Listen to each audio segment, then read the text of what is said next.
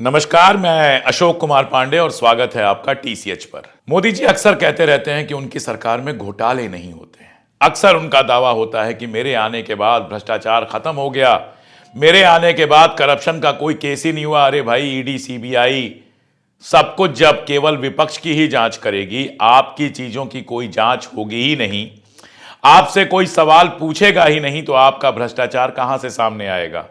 कभी सीएजी की रिपोर्ट्स आती थी और तहलका मच जाता था। अब सीएजी की रिपोर्ट आती है तो गोदी मीडिया बिल्कुल खामोश हो जाती है। और आज जिस मुद्दे पर मैं बात करने जा रहा हूं वो तो इतना बड़ा घोटाला है कि अगर कभी खुला तो तहलका मचेगा, लेकिन उस पर एकदम खामोशी है। जी, पीएम केयर का मामला। पीएम केयर को लेकर आप सब लोग जानते हैं कितना तमाशा मचा था जब पीएम केयर बना था। और पीएम केयर, आपको आश्चर्य होगा, केवल कोविड के लिए कहा गया था होगा, उसमें आज भी पैसे आ रहे हैं और उसमें से पैसे जा रहे हैं। कहां से पैसे आ रहे हैं और कहां जा रहे हैं ये अब किसी को पता नहीं, कोई ऑडिटिंग नहीं हो रही है। रुकिएगा, पूरा वीडियो जरा गौर से देखिएगा, फिर आपके समझ में आएगा कि आपकी जेब पर कैसे डाका डाला जा रहा है और कितना बड़ा घोटाला हो रहा है। पीएम केयर्स का जो फुल फॉर्म है वो है the prime minister citizen assistance and relief in emergency situations fund, यानी एक ऐसा फंड जो जब लोग परेशान होंगे, देश में जब परेशानी होगी, नागरिकों को परेशानी होगी, इमरजेंसी की सिचुएशन आएगी, तब उस फंड का उपयोग किया जाएगा। इसके पहले भी प्रधानमंत्री राहत कोष था जो यही काम करता था। इसलिए सबसे पहला सवाल तो यही था कि आखिर पीएम केयर को अलग से क्यों बनाया गया। पहले भी जो प्रधानमंत्री राहत कोष था उसका सारा संचालन प्राइम मिनिस्टर को ही करना था। खैर, यह फंड जो है उसको रजिस्टर्ड किया गया पब्लिक चैरिटेबल ट्रस्ट के तहत, और इसमें जो रजिस्ट्रेशन एक्ट लगा था वो 1908 वाला रजिस्ट्रेशन एक्ट था, जिसमें पब्लिक चैरिटेबल ट्रस्ट को रजिस्टर किया जाता है। प्राइम मिनिस्टर को इसका एक्स ऑफिशियो चेयरमैन बनाया गया, यानी जो भी प्राइम मिनिस्टर होगा वो इसका चेयरमैन होगा। इसमें और कौन कौन होगा? मिनिस्टर ऑफ डिफेंस होंगे और मिनिस्टर ऑफ होम अफेयर्स होंगे, यानी रक्षा मंत्री और गृह मंत्री, और वित्त मंत्री, मिनिस्टर ऑफ फाइनेंस भी होंगे। इन लोगों को एक्स ऑफिशियो ट्रस्टी बनाया गया। अब पहले महीने में जब यह बना था तो इसने 3000 करोड़ रुपए से भी ज्यादा पैसा इकट्ठा किया था और लोगों को लगा था कि इससे कोविड में राहत मिलेगी। लेकिन 5 साल बीत चुके हैं, इसका फंड बहुत ज्यादा बढ़ चुका है। यह फंड कहां कैसे खर्च हो रहा है किसी को कुछ नहीं पता है। 27 मार्च 2020 को यह पीएम केयर फंड बना था और पहले 4 साल में इसकी रेसिप्ट और पेमेंट अकाउंट की रिपोर्ट आई, लेकिन पिछले साल का इसका ना तो कोई रिपोर्ट है और ना ही कोई ऑडिट आई है। ये जो रिपोर्ट है उसमें भी बिल्कुल सिंपल सी चीजें हैं, कहां से कितना पैसा आया ये बता दिया और कुछ पेमेंट्स बता दिया। इसके अलावा इसके अंदर डिटेल्स नहीं है। डिटेल फाइनेंशियल स्टेटमेंट जो है जिसमें यह पता चले कि किसने कितना पैसा दिया, वो इसके अंदर नहीं है। केवल बता दिया विदेश से इतना पैसा मिला, देश से इतना पैसा मिला, इंडिविजुअल से इतना पैसा मिला, लेकिन किस इंडिविजुअल से मिला? अंबानी ने दिया, अदानी ने दिया, या किसने दिया? विदेश से अगर पैसा मिला तो किन लोगों ने दिया? हमारे एनआरआईज ने दिया या किसी और ने पैसा दिया? इसका कोई हिसाब किताब नहीं दिया जाता है। आपको अच्छी तरह से याद होगा कि सरकार ने इलेक्टोरल बॉन्ड की जो स्कीम की थी उसका भी कोई हिसाब किताब नहीं दे रही थी। जब सुप्रीम कोर्ट ने प्रेशर डाला, बहुत प्रेशर डाला, तब जाके वो हिसाब किताब रिलीज हुआ। और जब रिलीज हुआ तो मालूम चला कि उसके नाम पर कितना बड़ा घोटाला हो रहा था। उस पर बहुत सारी बात की जा चुकी है। इसके अलावा इसमें ऑडिटर रिपोर्ट्स नहीं है। इस तरह के ट्रस्ट के लिए नियम होता है कि हर साल की ऑडिटर रिपोर्ट हो, लेकिन इसकी कोई ऑडिटर रिपोर्ट नहीं है। अगर आप फंड की वेबसाइट पे जाएंगे तो उसमें जो एफएक्यू हैं, फ्रीक्वेंटली आस्क्ड क्वेश्चंस हैं, उसमें कहा गया कि there is no statutory period prescribed for audit of the PM cares under income tax act. लेकिन उसके आगे कहा गया कि however an audit will be conducted at the end of financial year, यानी वादा किया गया था कि हर फाइनेंशियल ईयर यानी हर मार्च के अंत में ऑडिट रिपोर्ट दी जाएगी। इसकी कोई ऑडिट रिपोर्ट नहीं दी जाती है। जो शुरुआत के 52 दिन में डोनेशन आई थी उस पर थोड़ी बहुत जानकारी हमको है। मैंने आपको बताया कि 28 मार्च 2020 को इसकी घोषणा हुई और कम से कम 9677.9 यानी 9677.9 करोड़ रुपए इसमें कलेक्ट किए गए थे। ये कलेक्ट कैसे कैसे किए गए थे वो भी मैं बता रहा हूं। सबसे पहले कलेक्ट किया गया था सरकारी एजेंसी से, जिसमें जो सरकारी स्टाफ था उसकी तनख्वाह से भी पैसा काटा गया था। सबसे ज्यादा पैसा यहीं से आया था, 4,308 करोड़ से ज्यादा। प्राइवेट कंपनियों में भी लोगों की तनख्वाह से पैसे काटे गए थे और ये सब मिला के सोशल ऑर्गेनाइजेशन, इंडस्ट्री बॉडी और प्राइवेट कंपनियां, इन सबको मिलाकर 5,369.6 यानी 5,369.6 करोड़ रुपए आए थे। इसके अलावा फॉरेन डोनेशंस की बात की गई थी 22 करोड़ की, जो प्लेस था यानी वादा किया हुआ है, मिला नहीं था। और इंडिविजुअल्स ने, जो इन सब से नहीं जुड़े हुए हैं, अलग से इंडिविजुअल्स हैं, उनके खाते में लिखा गया था 53.77 करोड़ और यह भी प्लेज किया हुआ था। अब ये जो पैसा आया था, पूरा पैसा आया था, इस पैसे का बहुत उपयोग हो सकता था। अगर कोविड के लिए ही यह पैसा था तो इससे क्या क्या हो सकता था वो मैं आपको बताता हूं। 14.5 करोड़ जो हमारे लोग थे जो उसमें इलाज में लगे हुए थे, स्वास्थ्य कर्मी थे, उनके लिए जो प्रोटेक्टिव गारमेंट था, जो उस समय गाउन पहनते थे, वो सारा कुछ खरीदा जा सकता था। इसके अलावा इससे 21.5 मिलियन टेस्ट किए जा सकते थे, यानी लगभग देश के अंदर सबका टेस्ट फ्री किया जा सकता था। लेकिन आप जानते हैं कि लोगों ने टेस्ट के लिए पेमेंट दिए। कोविड का जो टेस्ट था उसके पैसे लगते थे। इसके अलावा जो हमारे माइग्रेंट वर्कर थे, जो अलग अलग जगहों पर काम कर रहे थे, 14 करोड़ से ज्यादा हमारे जो माइग्रेंट वर्कर्स थे उनको वापस भेजा जा सकता था। लेकिन आप जानते हैं उनके टिकट का भी इंतजाम नहीं किया गया। कैसे कैसे वो लोग गए हैं, पैदल गए हैं, साइकिल से गए हैं, वो सब जानते हैं। तो सवाल उठता है कि जो पैसा कोविड के नाम पर इकट्ठा किया गया था वो गया कहां। अब अगर इसका जो रेसिप्ट एंड पेमेंट का सिस्टम जो इन्होंने डिटेल दिया हुआ है, अगर उसको हम देखें जो 2023-24 तक है, उसके बाद का अभी तक हमारे पास नहीं है और मैंने बताया वो भी ऑडिटेड नहीं है। अगर उसको हम देखें तो आज के डेट में 6,284 करोड़ रुपए पीएम केयर फंड में पड़े हुए हैं। 6,284 करोड़ रुपए पीएम केयर फंड में पड़े हुए हैं। ये मैं फिर से दोहरा रहा हूं और ये वो आंकड़ा है जो अनऑडिटेड है, जिसका अभी ऑडिट नहीं किया गया है। 6,284 करोड़ रुपए पीएम केयर फंड में पड़े हुए हैं।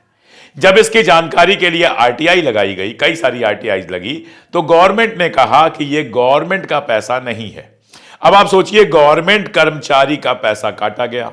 प्रधानमंत्री इसके अंदर खुद इसके चेयरपर्सन हैं, गृह मंत्री हैं, रक्षा मंत्री हैं, वित्त मंत्री इसके ट्रस्टी हैं और यह सरकारी नहीं है।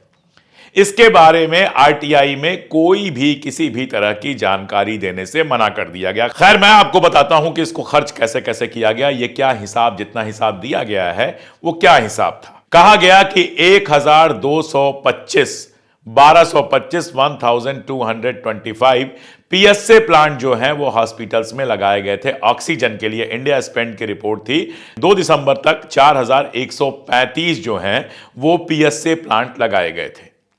अब अगर 4,135 पीएसए प्लांट लगाए गए थे तो अब तो ऑक्सीजन की उस तरह की डिमांड है नहीं। उस जमाने में ऑक्सीजन की डिमांड थी, ठीक है। तो कहा यह जा रहा है कि इनमें से ज्यादातर अब काम नहीं कर रहे हैं और उनका यूज नहीं हो रहा है, तो बेकार पड़े हुए हैं ये। इसके अलावा जब ये पीएसए प्लांट हॉस्पिटल्स में लगे थे तो आपको पता है कि शिकायत हुई थी कि ये अच्छी क्वालिटी के नहीं है। इनमें से बहुत सारे प्लांट काम नहीं कर रहे हैं, ऑक्सीजन जनरेट नहीं कर रहे हैं, ये सारे आरोप लगे थे। ये पहला खर्चा है जो बताया गया था। 2022-23 का जो रिपोर्ट है उसमें बताया गया था कि ₹346 करोड़ रुपए जो है वो पीएम केयर से बच्चों को दिए गए थे। जो बच्चे उस समय अनाथ हो गए थे उन बच्चों को दिए गए थे। ये अमाउंट था 346 करोड़।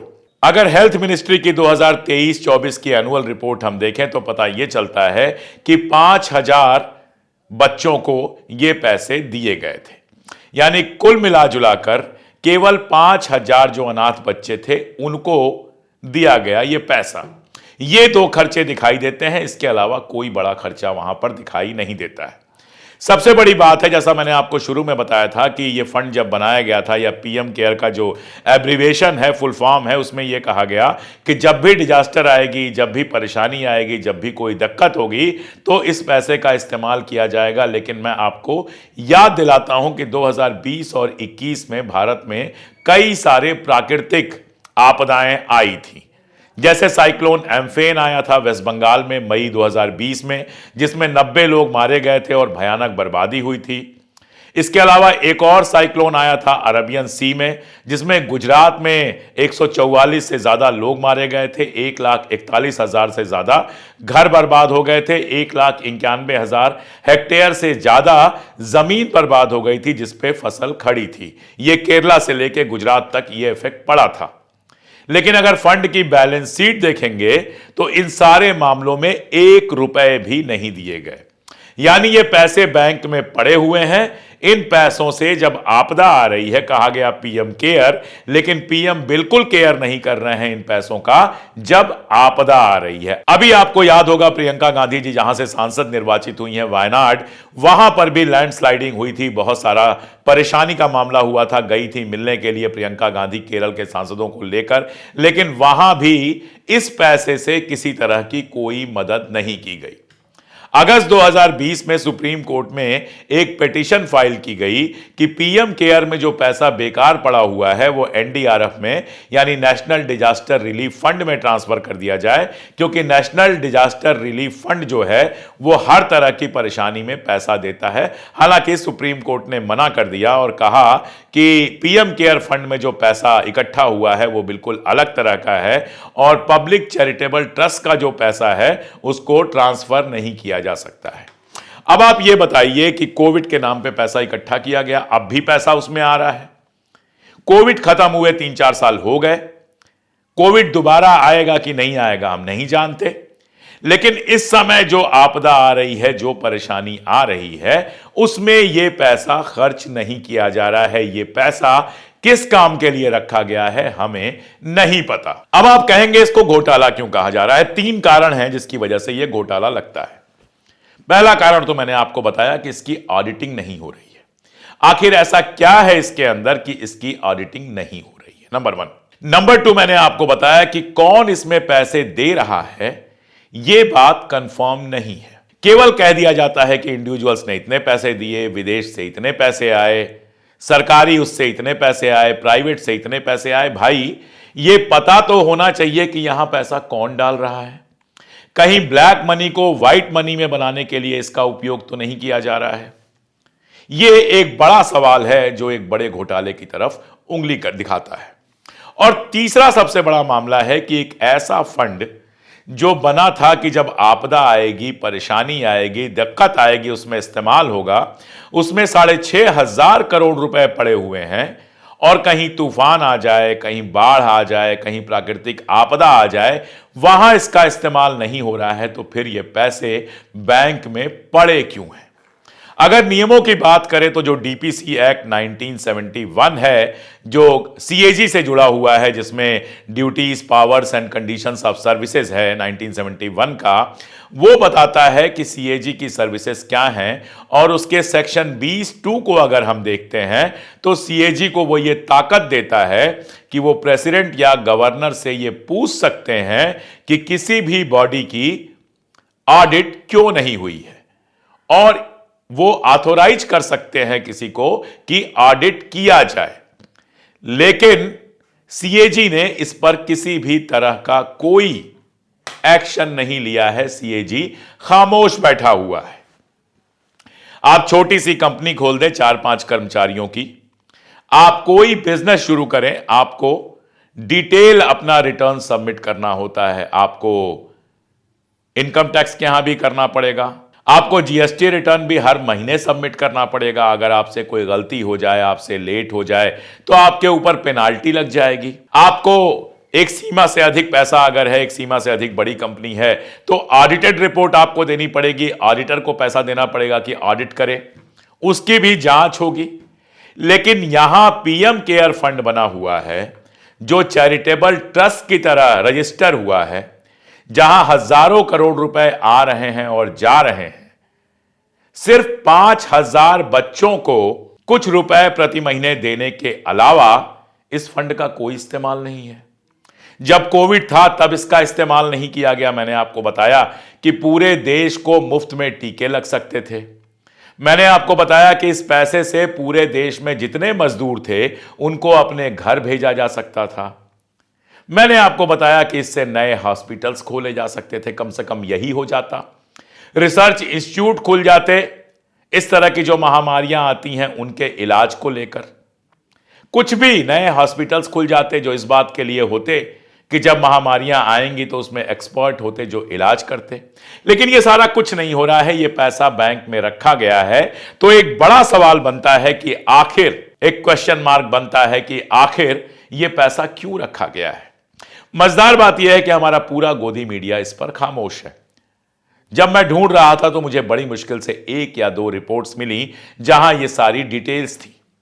इसके अलावा कहीं भी कोई इस पर रिपोर्ट नहीं है, बड़े अखबारों में कहीं खबर नहीं है। गोदी मीडिया चैनल तो यह सवाल मोदी जी से पूछ ही नहीं सकता है कि आप जिस फंड के चेयरपर्सन हैं वो फंड आखिर जब देश में परेशानी आ रही है तो इस्तेमाल क्यों नहीं किया जा रहा है। और थोड़ा आश्चर्यजनक यह है कि इतनी डिटेल्स के साथ विपक्ष भी यह सवाल नहीं पूछ रहा है प्रधानमंत्री से। तो बड़ा आसान है यह कह देना कि हमारे यहां कोई घोटाला नहीं होता है। मुश्किल है अपना जो कामकाज है उसकी जांच करवाना। अगर सीएजी इसकी जांच करता, सीएजी पूछता कि भाई आपने कह दिया कि इंडिविजुअल से इतने करोड़ रुपए आए, अब मुझे यह बताइए कि किस किस आदमी ने दिया था पैसा। केवल इंडिविजुअल कहने से कैसे काम चल गया, तो खुल के आता कि उसमें कौन से लोग पैसे डाल रहे हैं। सीएजी पूछता कि आपने जो मशीनें, ऑक्सीजन की मशीनें लगाई थी, उनमें से कितनी ऑक्सीजन की मशीनें चल रही हैं और कितनी नहीं चल रही हैं, कितनी ऑक्सीजन की मशीनों में डिफेक्ट था, कितनी ऑक्सीजन की मशीनें ठीक थी।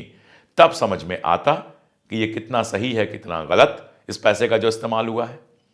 अगर सीएजी उनसे पूछता कि आप जिन बच्चों को पैसा दे रहे हैं, जो एप्लीकेशन आपके पास आती हैं, आपको यह बता दूं कि जो एप्लीकेशन भेजी जाती हैं अनाथ बच्चों की, उसमें आधी से ज्यादा एप्लीकेशंस कैंसिल कर दी गई, उनको स्वीकार ही नहीं किया गया। जबकि हम लोग जानते हैं कि पूरे देश में हजारों बच्चे अनाथ हुए थे, लेकिन सिर्फ 5000 बच्चों को मदद मिलती है, यह गवर्नमेंट की वेबसाइट बताती है। सीएजी पूछती कि बाकी लोगों का जो आपने एप्लीकेशन कैंसिल किया है वो किस आधार पे किया है, तो हमें भी पता चलता कि आखिर वो एप्लीकेशन क्यों कैंसिल हो रहे हैं। और सबसे बड़ा सवाल यही है कि इतना सारा पैसा एक ऐसे फंड में क्यों रखा गया है जिस फंड का कोई इस्तेमाल नहीं हो रहा है। आप सुनने वालों में से, देखने वालों में से जो एक्सपर्ट लोग हैं, मैं चाहूंगा अपना जवाब दें। और बाकी जनता भी जो मेरी तरह है, जो इस सवाल के साथ खड़ी है कि भाई ये पैसे क्यों नहीं खर्च कर रहे हैं, वो बताए कि उसको क्या लगता है आखिर ये पैसे क्यों नहीं खर्च किए जा रहे हैं। आज के लिए इतना ही, बहुत शुक्रिया।